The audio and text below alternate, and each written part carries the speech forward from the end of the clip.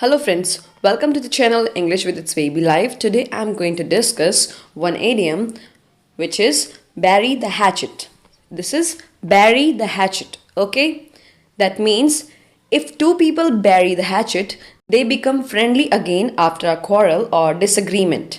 Disagreement means असहमति या मतभेद. मतलब किसी लड़ाई या मतभेद के बाद उसको ख़त्म करना और फिर से फ्रेंडली हो जाना. That is bury the hatchet. Okay, तो इसके यूज देखते हैं इस इडियम के. First is can't you two just bury the hatchet. मतलब क्या तुम दोनों ये लड़ाई झगड़ा खत्म करके दोस्ती नहीं कर सकते. Stop arguing and bury the hatchet. मतलब बहस करना बंद करो और जो लड़ाई हुई है उसके बाद फ्रेंडशिप कर लो. बस सब खत्म कर दो लड़ाई को और फ्रेंडशिप कर लो. After 5 years they finally buried the hatchet.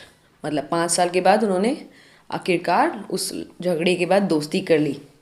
May be BJP and Shiv Sena will bury the hatchet soon. ये जब हुआ था तब उन जो इलेक्शन चल रहे थे महाराष्ट्र की गवर्नमेंट के लिए, तब ये सेंटेंस आया था न्यूज़पेपर में. This sentence was used in newspaper. मतलब बीजेपी और शिवसेना जल्द ही दोस्ती कर लेंगे. Now it's time to bury the hatchet and let bygones be बायगोन्स.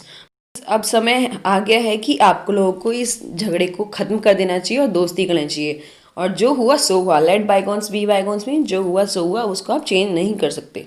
Okay, सो इस तरीके से आप इसको डेली यूज़ में इस इडियम को यूज़ कर सकते हैं डेली लाइफ में. ओके, एंड आप बिजनेस लैंग्वेज में भी आप इसको यूज़ कर सकते हैं, लाइक अपने कलीग्स के साथ.